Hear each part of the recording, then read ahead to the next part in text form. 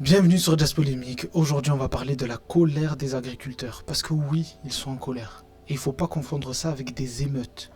Parce que cet été, pour l'affaire Naël, c'était des émeutes. Mais aujourd'hui, ce sont des agriculteurs en colère. C'est pas pareil. Est-ce que c'est une question de saison? Je sais pas. Les critères, ils sont flous. Et vous allez voir que sur les chaînes télé, en tout cas, selon que la colère vienne d'un côté ou d'un autre, on ne traite pas ça de la même manière. Voilà. Donc, on va voir tout ça ensemble. Et puis c'est parti. Je vous propose dans un premier temps de voir comment cette colère elle s'exprime pour les agriculteurs. Regardez.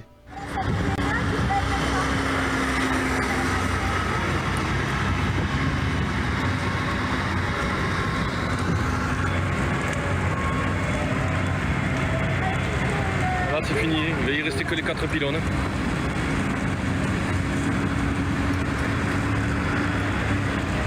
Voilà, donc là on est sur le bâtiment de la mutualité sociale agricole et qui a été complètement ravagé par les flammes, qui est en train de s'effondrer d'ailleurs. Donc on peut cocher quand même la case incendie. Je pense qu'on peut le faire, on est tous un peu d'accord. Là on est sur le parking d'un Leclerc et on a des agriculteurs qui sont en train d'arracher le goudron, la route, le bitume, le macadam, appelez ça comme vous voulez, mais en tout cas ils sont en train d'arracher complètement la route, la chaussée. Regardez. Ils vont planter du chardonnay là, Leclerc.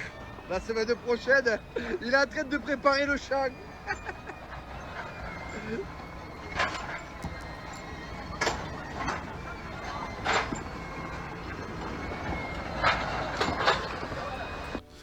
La case dégradation, on peut la cocher, je pense. Mais c'est rien du tout, c'est rien encore. Là, on va commencer à rentrer dans les supermarchés. Un rayon de boissons alcoolisées, notamment du vin, qui a été complètement saccagé par des agriculteurs. Complètement saccagé, vous pouvez le voir. Mais c'est rien encore, c'est rien du tout. Parce qu'on a la préfecture d'Agen qui a été dégradée et on a foutu le feu devant. Ouais, regardez. Parmi les personnes que vous voyez sur ces images, il y a une femme qui s'appelle Karine Duc, qui est viticultrice. Bonjour à vous madame, merci d'être en direct avec nous. Vous êtes coprésidente de la coordination rurale pour le département du Lot-et-Garonne. Voilà, donc là c'est la préfecture. Ils foutent le feu devant, ils foutent des pneus, du fumier. Donc dégradation de biens publics, de bâtiments publics. On peut cocher aussi la case, hein. Ça commence à faire beaucoup, hein. Et regardez là, alors colère et chaos à Narbonne, un camion transportant des marchandises étrangères a été renversé et incendié. On est à l'époque du Far West, c'est-à-dire qu'on va intercepter une diligence sur la route, hein, et puis on va la piller, on va en faire ce qu'on veut quoi. Regardez.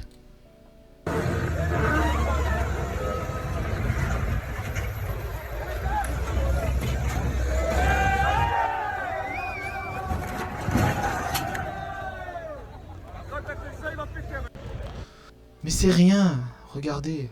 Là c'est du pillage, de la dégradation, tout en même temps. On rentre dans un supermarché, on se distribue les rayons, chacun son rayon pour aller ou piller ou bien dégrader, regardez. Rien ne peut les arrêter. Pas même les agents de sécurité. Les agriculteurs se ruent dans ce supermarché à Montpellier, les produits étrangers dans le viseur. Cherchons le miel pour enlever des rayons, le miel qui n'est pas français. Les rayons sont vidés, ces sacs d'oranges jetés sur le parking. Haro sur cette concurrence qu'il juge déloyale. Dans le Gard ce matin, les camions sont vidés sur la route. Les poids lourds. Le Far West, dégradation des supermarchés, des grandes surfaces. On intercepte des camions poids lourds, on les vide de leurs marchandises. Et sur les plateaux télé, on comprend cette colère. Et bon, il y a même Zemmour qui va un peu plus loin en disant que cette colère, elle est aussi due aux Noirs et aux Arabes. C'est un truc de fou. Écoutez. Et qui font comprendre quelque chose. Je répète, il n'y a pas de violence, il n'y a pas de dégradation. On n'a pas brûlé des écoles, des services.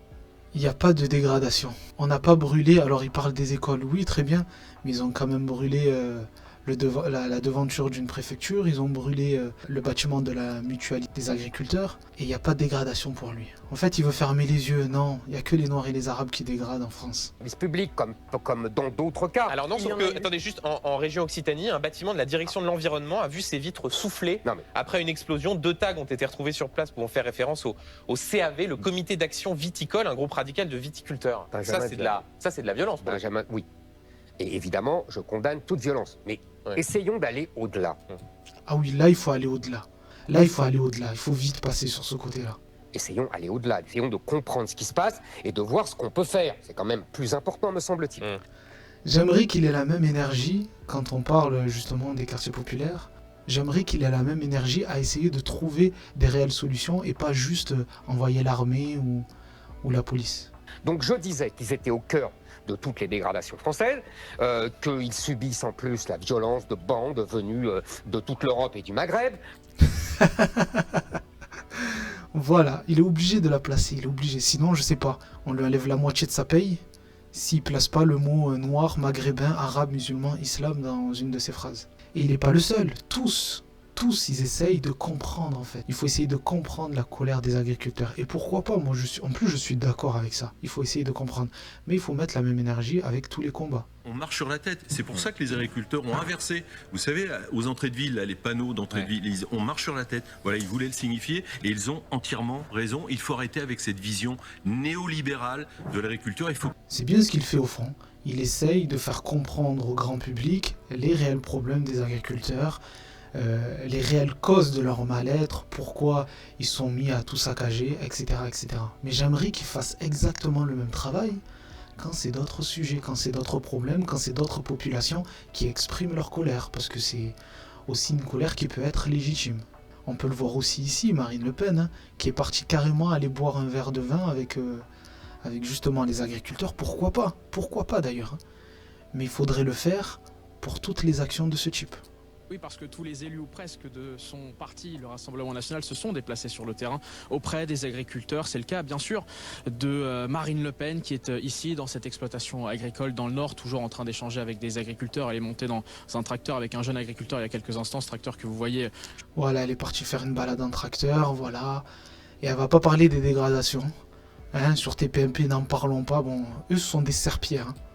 Il y en a marre de voir arriver des poulets brésiliens pendant que vous ne pouvez, dans le même temps, vous n'arrivez pas à vendre tous vos bons produits. On a la meilleure agriculture de France. Et moi, je suis d'accord avec ça. Il faut soutenir les agriculteurs. Il n'y a aucun souci avec ça. Mais par contre, il faut parler aussi des dégradations. Sinon, c'est de l'injustice. Je vois pas pourquoi on appellerait ça des émeutes dans un cas et pas dans l'autre. Et normalement, c'est le rôle des politiques justement d'essayer de comprendre la cause de la colère ou du mal-être de la population. Mais ils le font, comme je le dis et je le répète, que dans certains cas. Mais par contre, rappelez-vous, pour les mêmes saccages pratiquement, pour les mêmes pillages, pour les mêmes incendies, eh ben, le discours n'était pas le même, rappelez-vous. Il faut réfléchir, vous avez raison de le dire, sur la situation qui a amené à ce que la France soit devenue une cocotte minute globalement aujourd'hui à peu près partout et sur le long terme. Mais vous savez, nous, ces propositions, on les fait depuis longtemps. Alors je vois que tout le monde nous rejoint, mais finalement, ça montre qu'une fois encore, le Rassemblement national avait raison. Oui, les honnêtes gens ne doivent plus payer pour cette désastreuse politique de la ville et pour réparer ce que des hordes sauvages ont détruit. C'est à eux de payer et à leurs familles. C'est très clair. Donc oui, il faut couper les allocations pour ceux qui ont sévi dans les rues. Ça me paraît la moindre des choses et ça me paraît aussi un moyen de responsabiliser les parents. En tout cas, on ne va pas demander... Ces hordes de sauvages, etc., etc. Est-ce que là, ce sont toujours des sauvages Rappelez-vous. Moi, je vais vous dire, on entend comme ça, c'est la réalité. Ils sont français. Ils sont français. Pour certains. Donc c'est des Français qui ont commis des actes de délinquance. Excusez-moi, pour certains binationaux, ceux qui sont binationaux et qui portent atteinte aux intérêts de notre pays, qui brûlent des bâtiments publics, doivent être déchus de leur nationalité. C'est ce que nous avons proposé avec les Républicains. D'accord. On parle toujours d'enlever la nationalité à ceux qui auraient créé des dégradations. Et là alors pour les agriculteurs, est-ce qu'on fait la même chose ou on essaye de voir la cause de leur mal-être, encore une fois? Rappelez-vous celui-ci encore. Il fallait que la République montre aussi sa force face à cette barbarie qui s'est déchaînée, cette violence inédite, ces pillages, ces incendies criminels qui ont dévasté des centaines de bâtiments publics. Il pourrait dire exactement la même chose pour les agriculteurs, mais il ne le dira jamais. Alors qu'ils ont fait pratiquement les mêmes actions. Ils ont brûlé des bâtiments publics, mais il ne le dira jamais aussi. C'est important de revoir un peu tout ça. En tout cas, ce qui est simple, c'est que si on ne peut pas payer parce qu'on ne travaille pas et qu'on bénéficie du RSA, des allocations d'aide au logement, des prestations, des allocations familiales, sociales et tout ce qui va avec, c'est très simple. Il faut qu'on puisse expulser une famille dans un quartier qui pose problème pour redonner un bol d'air, et il faut qu'on puisse ponctionner sur les prestations sociales, les allocations familiales et les aides au logement lorsqu'on a des gamins qui, avec cet argent, ne font pas des études ou ne s'élèvent pas ou les parents ne s'en occupent pas, mais au contraire, cassent, brûlent, pillent et attaquent. Donc moi je propose qu'on retire toutes les subventions aux agriculteurs. Vous voyez comment c'est débile en fait? On prend toutes les subventions auxquelles ont droit les agriculteurs pour réparer tout ce qu'ils ont brûlé, pillé, cassé, volé. On pourrait faire ça, hein? Vous voyez comment c'est débile ce genre de réflexion? Que rien ne justifie l'émeute. L'émeute qui peut être très grave en réalité. Voilà, rien ne justifie la violence, les émeutes, les pillages. Rien. Mais c'est surtout qu'il devrait y avoir une automaticité du principe casseur-payeur. Je ne comprends pas pourquoi des émeutiers, ou quand bien même ils seraient mineurs, n'engageraient pas la responsabilité de leurs parents.